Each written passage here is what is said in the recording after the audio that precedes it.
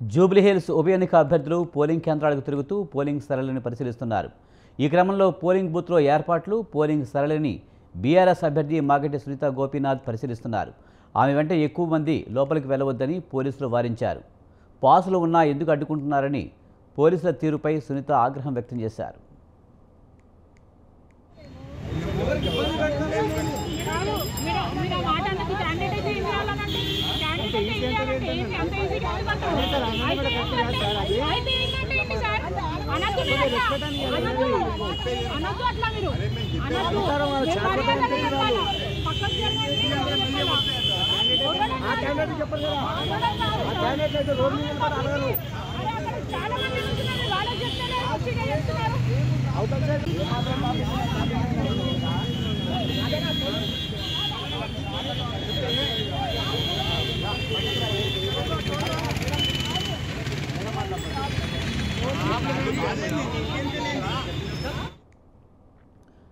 జూబ్లీహిల్స్ ఉప ఎన్నిక అభ్యర్థుల పోలింగ్ కేంద్రాలకు తిరుగుతూ పోలింగ్ సరళిని పరిశీలిస్తున్నారు.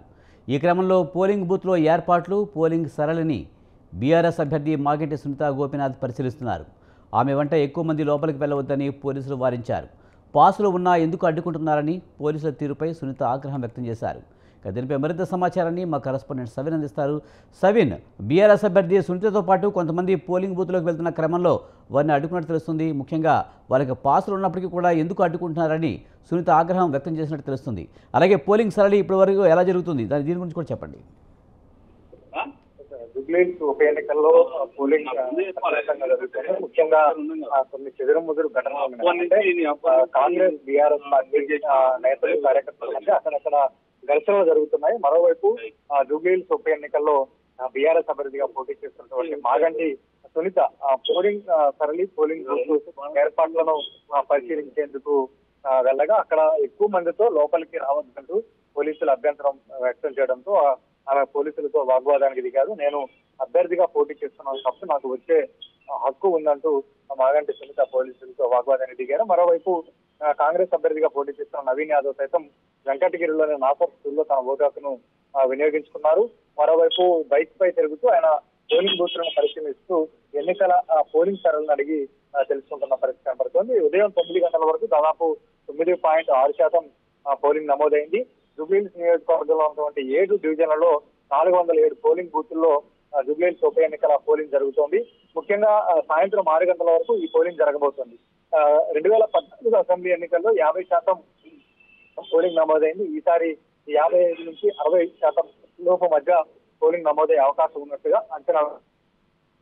పట్టణ ప్రాంతం కావడంతో, ముఖ్యంగా నగర ప్రాంతం కావడంతో పోలింగ్ కేంద్రాలకు ఓటర్లు మందకొడిగానే చేరుకుంటున్న పరిస్థితి కనపడుతోంది.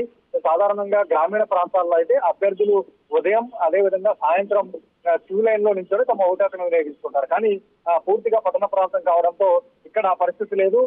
ఓటర్లు తమంతట తాముగా వచ్చి తమ ఓటు హక్కును వినియోగించుకుంటూ వెళ్తున్న పరిస్థితి అయితే కనబడుతోంది. కొన్ని చోట్ల మాత్రం కాంగ్రెస్ పార్టీకి సంబంధించిన నేతలు, కార్యకర్తలు ఎన్నికల కోడ్ ను ఉల్లంఘిస్తూ కాంగ్రెస్ పార్టీ గుర్తులతో కూడిన టీషర్ట్స్ ధరిస్తూ కాంగ్రెస్ కండువాలు వేసుకుంటూ ఎన్నికల కోడ్ ను ఉల్లంఘిస్తున్నారంటూ బీఆర్ఎస్ పార్టీ అంటోంది. ఇక నియోజకవర్గానికి సంబంధించినటువంటి స్థానికేతరులు సైతం నియోజకవర్గంలో ఉండి కాంగ్రెస్ పార్టీ అభ్యర్థికి అనుకూలంగా పనిచేస్తున్నారంటూ బీఆర్ఎస్ పార్టీ చెప్తుంది.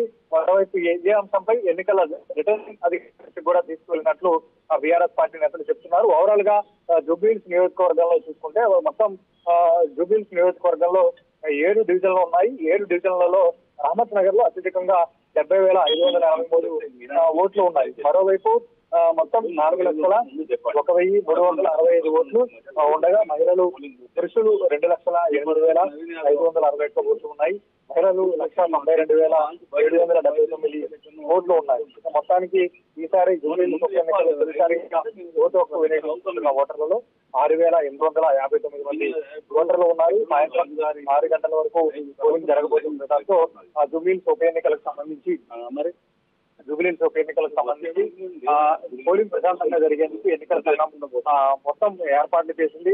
3 అంశాల భద్రత ఏర్పాటు చేసి జూబ్లీహిల్స్ నియోజకవర్గంలో ప్రశాంతంగా ఎన్నికలు జరిగేందుకు ఎన్నికల సంఘం అధికారులు కృషి చేస్తున్నారు. సవిన్, ముఖ్యంగా పోలింగ్ బూత్ల వద్ద ప్రచారం నిర్వహించకుండా పోలీసులు అన్ని ఏర్పాట్లు తీసుకున్నప్పటికీ, అన్ని చర్యలు తీసుకున్నప్పటికీ కూడా కొంతమంది కాంగ్రెస్ సంబంధించిన వాళ్ళు గుర్తులతో రావడం ఒకటైతే, స్థానికేతరులు కూడా కొంతమంది పోలింగ్ బూత్ల దగ్గర తిష్ట వేసినట్టుగా తెలుస్తుంది. దీంతో బీఆర్ఎస్ కూడా కొంత అభ్యంతరాలు వ్యక్తం చేసింది. అటువంటి వారిని ఎవరన్నా అరెస్ట్ చేయడం జరిగింది ఇప్పటి వరకు? అక్కడి నుంచి పంపించడం జరిగిందా?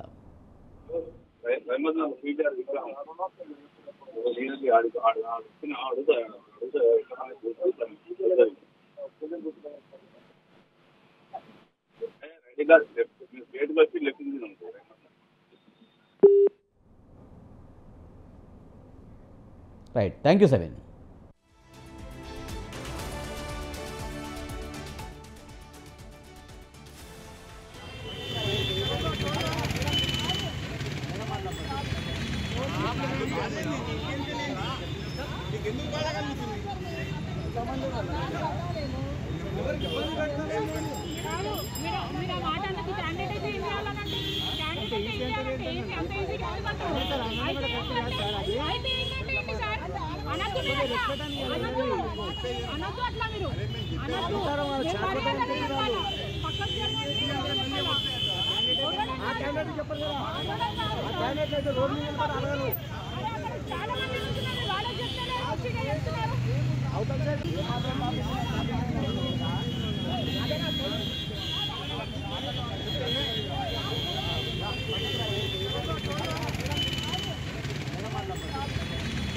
చాలా